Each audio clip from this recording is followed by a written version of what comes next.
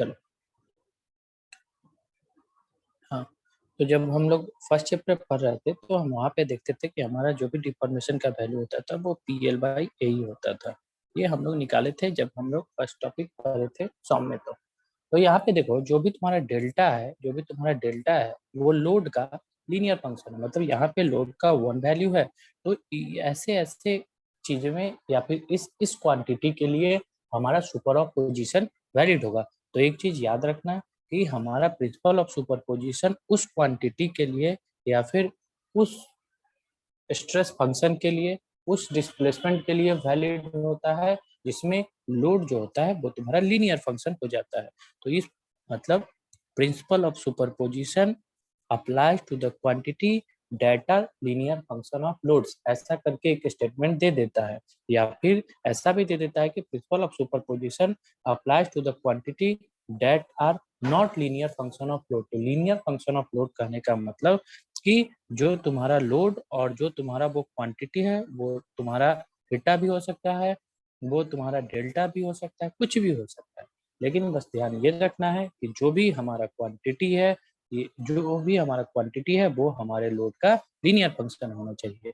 That means हमारा जो भी वो क्वांटिटी है उसमें हमारे लोड के पावर के ऊपर 1 होगा। अगर 2 हो जाए, जैसे कि आगे हम देखेंगे फोर्स मेथड में हम लोग देखेंगे P² आ जाता है, तो P², दैट मीन्स हमारा यहाँ पे लोड का डबल वैल्यू हो गया, तो या फिर P का पावर 2 चला गया, तो ये हमारा लीनियर फंक्शन नहीं रह पाएगा। एकदम ये जो क्वेश्चन बताए कि ऐसे स्टेटमेंट आता है कि principle of superposition apply to quantity that are linear function of load, that are not linear function of load. Statement option C रहेगा both A and B, option D रहेगा नॉन ऑफ दिस। तो इस चीज को ध्यान रखना कि principle of superposition हमेशा उस क्वांटिटी पे अप्लाई होता है जो कि लीनियर फंक्शन ऑफ लोड होता है। इसलिए इसको 3-4 बार रिपीट कर दिए क्योंकि ये क्वेश्चन है और 3-4 बार पूछा भी गया, इसलिए सब कुछ क्लियर होना चाहिए। नेक्स्ट है हमारा कि जो भी हमारा एनालिसिस होता है, जो भी हमारा हमको तो एनालिसिस करना है, तो बेसिकली जो भी हमारा एनालिसिस है वो 3 चीज पे डिपेंड करता है। मतलब हमारा जो भी स्ट्रक्चर का एनालिसिस होगा वो 3 चीज पे डिपेंड करेगा। एक है हमारा इक्विलिब्रियम इक्वेशन, एक है हमारा कंपैटिबिलिटी इक्वेशन, कंपैटिबिलिटी कंपैटिबिलिटी और एक है हमारा एनर्जी इक्वेशन। तो देखो, जो तुम्हारा इक्विलिब्रियम इक्वेशन है इसको हम लोग बचपन से पढ़ते आ रहे हैं, या फिर तुम लोग बचपन से पढ़ते आ रहे हो 11-12, और अब तो इंजीनियरिंग मैकेनिक्स में पढ़ लिए और सॉम में पढ़ लिए। तो बेसिकली हम अपने इक्विलिब्रियम इक्वेशन को लगा देते थे और वहाँ पे अपने स्ट्रक्चर को एनालिसिस करते थे। अब स्ट्रक्चर एनालिसिस में 2 स्टेप और हमको जाना पड़ता है। एक, इक्विलिब्रियम इक्वेशन को देखना ही पड़ता है। अगर इक्विलिब्रियम इक्वेशन से सॉल्व हो जाता है, पहले हमको पता है कि वो हमारा डिटरमिनेट स्ट्रक्चर हो जाएगा। और अगर इक्विलिब्रियम इक्वेशन से सॉल्व नहीं हो पाया तो वी आर इंजीनियर्स कुछ ना कुछ तिकड़म लगा के हमको उस स्ट्रक्चर को सॉल्व करना पड़ता है। तो ऐसे तो उसको बोल देते हैं डिटरमिनेट, दैट मीन्स डिटरमाइन हो गया। Indeterminate, that means in determine ना हो पाए। बाद बाकी जो टेक्निकल एस्पेक्ट है डिटरमिनेसी, इनडिटरमिनेसी या फिर डिटरमिनेट इंडिटरमिनेट का, वो बहुत बार तुम लोग को बता चुके हैं। तो बेसिकली हमारा जो भी एनालिसिस का पार्ट है वो इसी 3 के इर्द गिर्द घूमता है, इक्विलिब्रियम, कॉम्पेटिबिलिटी और एनर्जी। इक्विलिब्रियम वेरी इजी, जो करते आ रहे हैं। कॉम्पेटिबिलिटी हम लोग करेंगे, एनर्जी भी हम लोग करेंगे, लेकिन एनर्जी हम लोग फर्स्ट टॉपिक में नहीं करेंगे। एनर्जी हम लोग फोर्स मेथड और डिस्प्लेसमेंट मेथड में हमारे एनर्जी का रोल आता है। तो कैसे एनर्जी का रोल आता है वहाँ पे हम लोग देखेंगे। एक स्ट्रेन एनर्जी नाम का चीज होता है, वहीं पे हमको एनर्जी का रोल आता है। बाद बाकी हमारा जो कॉम्पेटिबिलिटी क्वेश्चन है, इसके हेल्प से भी हम लोग अपने स्ट्रक्चर को, कौन से स्ट्रक्चर को, इनडिटरमिनेट स्ट्रक्चर को डील करते हैं। तो बेसिकली इसको देख लो।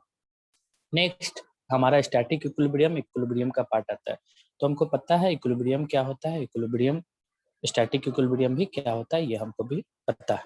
नेक्स्ट है कॉम्पेटिबिलिटी। तो देखो कॉम्पेटिबिलिटी क्या होता है, तो बताओगे कॉम्पेटिबिलिटी क्या होता है?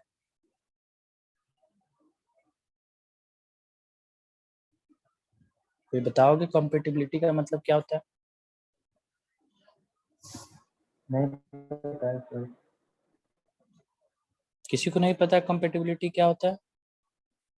सर जब सारा इक्विलिब्रियम इक्वेशन से सॉल्व नहीं होता है तो हम लोग एक इक्वेशन डिराइव करते हैं जिससे और भी अननोन्स होता है, जैसे सपोर्ट रिएक्शन या फिर और भी जो होगा अननोन्स, उसको निकालने के लिए कंपेटिबिलिटी इक्वेशन को लगाते हैं।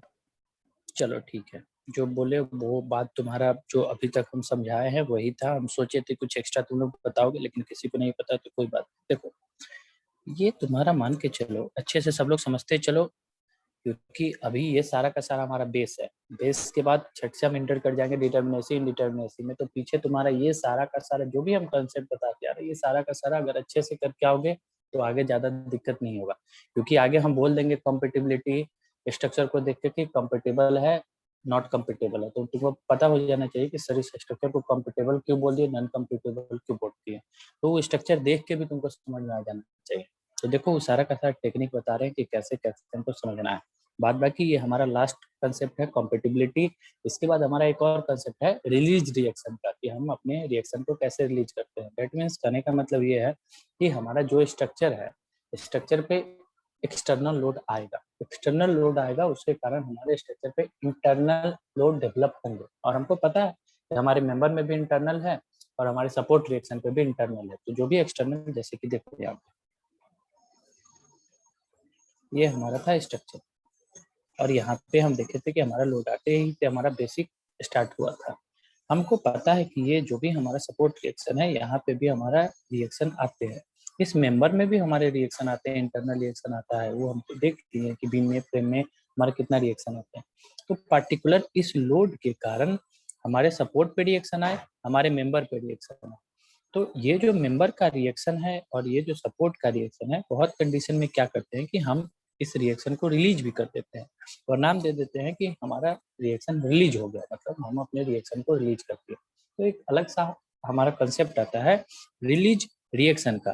तो रिलीज रिएक्शन बेसिकली 3 का हम लोग कर पाते हैं। बेसिकली हम लोग 3 चीज का रिएक्शन को रिलीज करते हैं। फर्स्ट होता है तुम्हारा शियर फोर्स को रिलीज करते हैं, जैसे कि देखो शियर फोर्स को रिलीज करते हैं, हम लोग बेंडिंग मोमेंट को रिलीज करते हैं, और हम लोग एक्सियल फोर्स को रिलीज करते हैं। तो ये 3 चीज को हम लोग रिलीज करते हैं, शियर फोर्स, बेंडिंग मोमेंट और एक्सियल फोर्स। रिलीज करने का मतलब कि पिंजरा खोलो, पंछी उड़ गया, मतलब क्या है कि हम उसको फ्री कर देते हैं, उससे हमको कोई मतलब नहीं। अगर बेंडिंग मोमेंट रिलीज हो गया तो उससे हमको कोई मतलब नहीं, शियर फोर्स रिलीज हो गया तो उससे हमको कोई मतलब नहीं, एक्सियल फोर्स रिलीज कर दिए इसका मतलब उससे हमको कोई मतलब नहीं। तो जब हम रिलीज ही कर दिए तो उसका हमको रिएक्शन फाइंड आउट करने में कोई डिस्टर्बेंस नहीं होना चाहिए, क्योंकि हम जब उसको कैलकुलेट ही नहीं किए, जब हम उसको सोचे ही नहीं, तो इसका मतलब ये हो गया कि हमारा कैलकुलेशन और इजी हो गया। तो कॉम्पेटिबिलिटी क्या होता है उसको देखना है, फिर टाइप ऑफ रिलीज रिएक्शन को देखना है। तो टाइप ऑफ रिलीज रिएक्शन, उसके बाद हमारा डिटर्मिनेसी इंडिटर्मिनेसी स्टार्ट हो जाएगा। फिर डिटर्मिनेसी क्या होता है, इंडिटर्मिनेसी क्या होता है। डिटर्मिनेसी हमको पता है, इंडिटर्मिनेसी 2 टाइप का, स्टैटिक काइनेमेटिक। स्टैटिक को डीए से रिप्रेजेंट करते हैं, काइनेमेटिक को डीके से रिप्रेजेंट करते हैं, मतलब सिंबल है उसका रिप्रेजेंट करने का। स्टैटिक इंडिटर्मिनेसी 2 टाइप का, इंटरनल स्टैटिक इंडिटर्मिनेसी, काइनेमेटिक और सॉरी इंटरनल और एक्सटर्नल स्टैटिक इंडिटर्मिनेसी। एक को डीएससी से रिप्रेजेंट करते हैं, एक को डीएसआई से रिप्रेजेंट करते हैं। फिर जो भी हमारा कंपोनेंट है, फर्स्ट क्लास से ही बता रहे हैं कि बीम ट्रस फ्रेम, इसका हमको डीएस पूरा का पूरा कैलकुलेट करते चले जाना है, मतलब static indeterminacy of beam, static indeterminacy of frame, static indeterminacy of truss. तो ये हमारा एक जनरल एस्पेक्ट है। तो धीरे धीरे हम लोग सब कुछ को कवर कर लेंगे, ठीक है। तो बताओ कंपेटिबिलिटी कोई बता रहे थे कुछ कि सर हमारा जो भी I think equilibrium equation valid नहीं कर पाता है, तो वहाँ पे हम लोग कंपेटिबिलिटी इक्वेशन को लगाते हैं। चलो ठीक है, कंपेटिबिलिटी इक्वेशन को लगाते हैं। कंपेटिबिलिटी चीज क्या है, किसी को नहीं पता? सर फोर्स और डिफॉर्मेशन के बीच का रिलेशनशिप। हाँ ठीक है, ये भी बात तुम्हारा सही है, ये तो तुम इक्वेशन बता रहे हो। देखो जब सेशन एंड हो जाए तो तुम लोग खुद ब खुद ज्वाइन कर लेना। देखो तुम्हारा मान के चलो, तुम्हारा ये एक एक एक एक एक, एक पूरा का पूरा तुम्हारा एक बीम है, यहाँ पे लगा लोड, बचपन से पढ़े थे, शियर फोर्स बेंडिंग मोमेंट में पढ़े ही थे कि तुम्हारा ये एक कैंटिलीवर बीम है। अब कैंटिलीवर बीम है, क्या हुआ कि जब इस बीम पे लोड लगा तो ये बीम कुछ इस तरीके से रिफ्लेक्ट करेगा, यहाँ पे कोई मूवमेंट नहीं आएगा, कोई मूवमेंट अलाउड नहीं है, यहाँ पे तुम्हारा बीम कुछ इस तरीके से ये रिफ्लेक्ट कर जाएगा। अच्छे से सब लोग देखते चलो, यहाँ पे तुम्हारा बीम कुछ इस तरीके से रिफ्लेक्ट, यहाँ पे तो कुछ इस तरीके से डिफ्लेक्ट कर। अब जो डिफ्लेक्ट किया यहाँ से यहाँ तक, तो इसका एक वैल्यू आता है डेल्टा, क्योंकि हमारा जो बीम था लोड लगने के बाद ऐसे डिफ्लेक्ट कर गया। इसका जो डेल्टा का वैल्यू होता है इसको भी हम लोग कुछ निकालते हैं, PL/3I का वैल्यू होता है। अब क्या हुआ कि मान के चलो क्या हुआ कि जैसे ही हमारा ये बीम पे लोड लगा, रिफ्लेक्ट कर रहा था, उस टाइम यहाँ पे एक गैप आ गया, कुछ इस तरीके से एक नॉच बन गया। तो हमको पता है कि यहाँ पे एक पॉइंट था P, यहाँ पे मान के चलो ओरिजिनल बीम में पॉइंट था P, यहाँ पे था Q। ये दोनों लोड लगने से पहले सटा हुआ था, P और Q सटा हुआ था। लेकिन जैसे ही हमारा इस मेंबर पे लोड लगा या फिर इस स्ट्रक्चर पे लोड लगा, हमारा कुछ ऐसा शेप बन गया। इस होता भी है, कोई भी स्ट्रक्चर है हमारा, उस पर अगर लोड लग जाए तो ऐसा पॉसिबिलिटी रहता है कि हमारा जो भी मेंबर है, उस मेंबर में जो भी डिफरेंट पॉइंट है, हो सकता है कि एक जगह से एक पॉइंट गायब हो जाए या फिर नॉच बन जाए या फिर कुछ हो जाए। तो अगर इस टाइप का स्ट्रक्चर बन गया तो इस स्ट्रक्चर को हम लोग बोलते हैं कि ये स्ट्रक्चर हमारा कॉम्पेटिबिलिटी मेंटेन नहीं किया। अब धीरे-धीरे बस समझते जाओ, फिर कॉम्पेटिबिलिटी बता देंगे तो समझ में आ जाएगा कि ऐसा एग्जांपल हम क्यों ले रहे हैं। क्या था कि मेरा एक कैंटिलीवर बीम था, कैंटिलीवर बीम में एक ऊपर से लोड लगा, लोड लगने के बाद हमारा डिफ्लेक्टेड शेप को कुछ जो रेड वाला था वैसा होना चाहिए। लेकिन किसी कारण से हमारा जो था वहाँ पे कुछ गैप आ गया, PQ पॉइंट जो था वो फार अपार्ट हो गया, बहुत दूर-दूर चला गया या फिर Q पॉइंट ही हमारा मिस कर गया। ठीक, दूसरा ये एक हमारा स्ट्रक्चर। दूसरा स्ट्रक्चर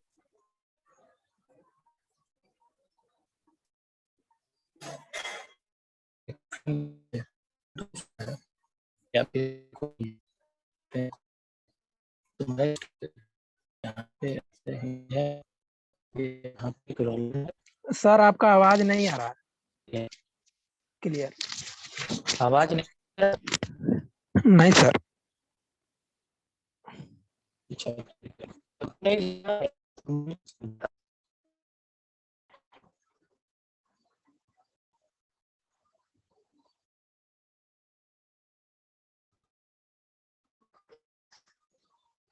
मेरे तरफ से तो कोई इशू नहीं है, कुछ भी नहीं आ रहा है।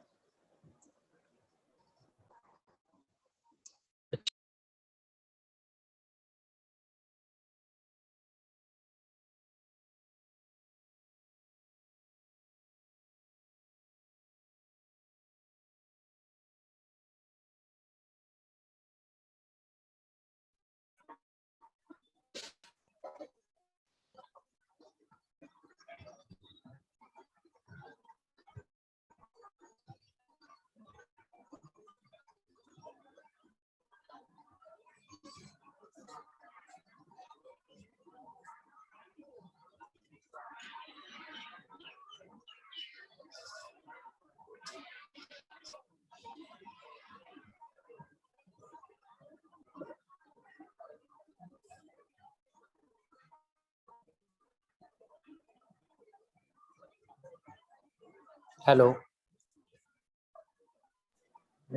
Yes sir. Hello, yes sir. अब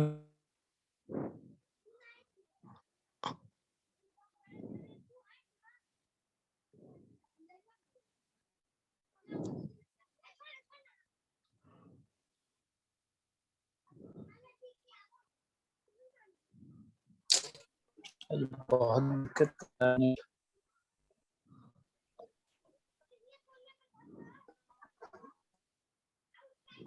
चलो ठीक है, इधर अनम्यूट है, वो म्यूट कर लो। बता रहे थे तुम लोग को कॉम्पेटिबिलिटी अब सही है? Yes sir. जी सर। ओके ओके, चलो ठीक है। तो कॉम्पेटिबिलिटी बता रहे थे, तो कॉम्पेटिबिलिटी को अभी एक एग्जांपल दिए। हमारे पास एक कैंटिलीवर बीम था, कैंटिलीवर बीम में हमारा एक लोड लगा फ्री एंड पे लोड लगने के बाद हमारा डिफ्लेक्टेड शेप बना। डिफ्लेक्टेड शेप बना तो उसको हमारा अगर इस टाइप का शेप बना था, इस टाइप का यहाँ पे हमारा यहाँ पे इस टाइप का ये डिफ्लेक्टेड शेप बना। डिफ्लेक्टेड शेप जब इस टाइप का बना तो हम बोले कि ये हमारा कॉम्पिटेबल स्ट्रक्चर है। लेकिन अगर इस स्ट्रक्चर में हम कोई नॉच बन गया या फिर यहाँ से कोई मटेरियल मिस कर गया या फिर एक पॉइंट दूर चल गया, तो इसको हम बोल दें कि स्ट्रक्चर हमारा कॉम्पेटिबल स्ट्रक्चर नहीं हो पा रहा। दूसरा एक एग्जांपल लिए थे अभी जस्ट कि हमारा ये एक बीम था, यहाँ पे हमारा हिंज था, यहाँ पे एक रोलर था और यहाँ पे हमारा एक रोलर। ये है हमारा ओरिजिनल स्ट्रक्चर, ओएस मतलब ओरिजिनल स्ट्रक्चर। अब इस स्ट्रक्चर में क्या है कि यहाँ पे एक लोड लगने के बाद क्या है कि हमारा जो इसका डिफ्लेक्टर शेप बनेगा बस कुछ इस टाइप। यहाँ पे देखो ऐसे ऐसे आया, और हो सकता है एक मिस करके तुम्हें में से कोई इसको डिफ्लेक्टर शेप को ऐसे बना, फिर कोई दूसरा क्या करेगा, यहाँ पे ऐसे ऐसे आएगा, इस डिफ्लेक्टर शेप को कुछ ऐसा बना देगा। बोलेगा कि सर यहाँ पे तो कोई लोड ही इसको बनेगा नहीं, इस स्ट्रक्चर था वही रह गया। लेकिन जनरली क्या करना कि दो ईंट, जैसे कि यहाँ पे दो ईंट, ईंट तो अवेलेबल हो सबके पास, यहाँ पे कोई एक या फिर कोई कॉपी रख देना, ईंट के ऊपर कोई कॉपी रख देना, रूम में ईंट उठा के लाना, उसके ऊपर पेड़, उसके ऊपर कॉपी रख, यहाँ पे अपने हाथ को। सर आपका आवाज कट रहा है। तो कट रहा है सर फिर से ज्वाइन करें सर, वैसे भी खत्म हो जाएगा।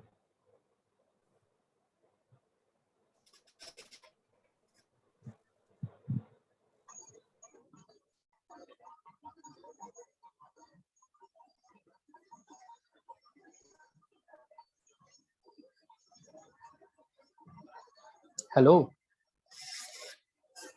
यस सर, एग्जांपल से बताइए सर। ओके ओके ठीक है, देखो थोड़ा मैनेज करो तुम लोग। आई थिंक पूरा का पूरा हमारे इधर सुबह में बारिश हुआ है और मौसम भी सही नहीं है, तो नेटवर्क का इशू हो सकता है, लेकिन थोड़ा मैनेज करो, ठीक है। तो हम 2-3 बार इधर उधर कुछ पॉसिबल होता है नेटवर्क, अभी भी इशू हो रहा है, तो कोई बात नहीं, धीरे धीरे सब कुछ बताते हैं, जहाँ भी छूटे वहां से बताते हैं। जैसे कि एग्जाम्पल बता रहे थे कि क्या था तुम्हारा, यहाँ पे एक ईंट ले लेना, ब्रिक, और इधर भी तुम लोग एक ब्रिक लेना। ब्रिक के ऊपर क्या करो कि एक शीट या फिर कोई ना कोई एक कॉपी यहाँ पे रख देना। जैसे ही कॉपी रखोगे उसके बाद यहाँ से अपने हैंड से एक लोड लगाना। एक लोड जैसे ही लगाओगे तो देखना वहाँ पे कि तुम्हारा जो भी इसका डिफ्लेक्टेड शेप बनेगा कुछ इस टाइप का डिफ्लेक्टेड शेप बनेगा।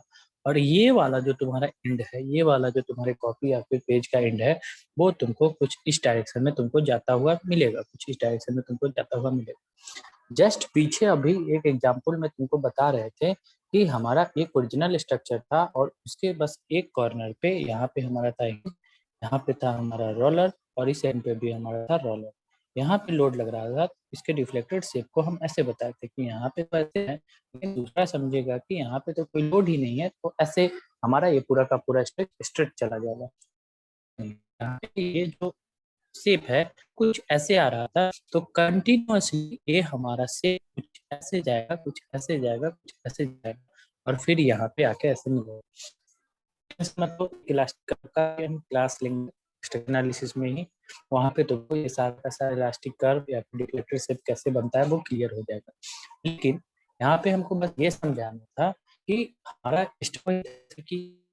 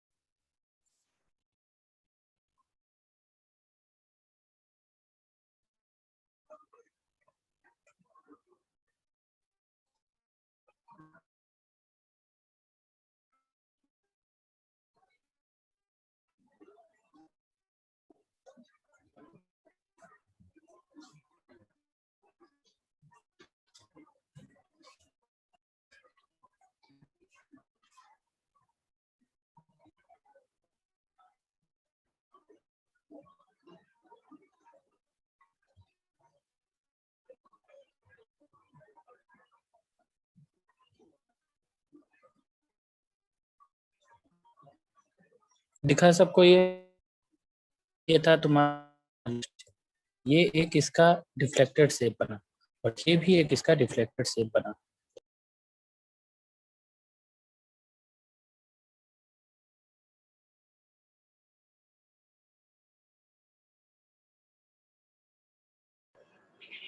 फिर से ज्वाइन करो।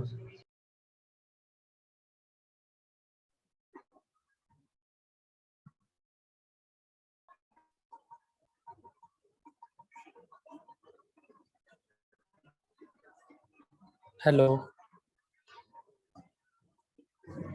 Yes hello sir. फिर से ज्वाइन करो तुम लोग, छोड़ो बहुत यस सर। दिक्कत हो रहा है, फिर से ज्वाइन।